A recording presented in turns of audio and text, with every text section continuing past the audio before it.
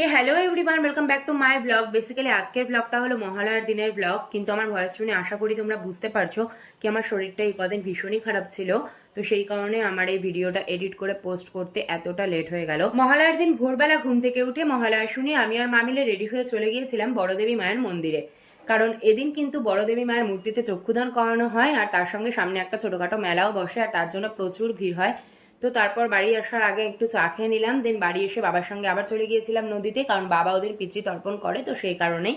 দেন বাড়ি এসে ব্রেকফাস্টটা সেরে নিয়েছিলাম, আর মহালয়া বলে কথা, লাঞ্চে তো একটু স্পেশাল মেনু রাখতেই হবে। তো সেই কারণে আমি ওদিনকে লাঞ্চটা কমপ্লিট করেছিলাম চিকেন বিরিয়ানি দিয়ে।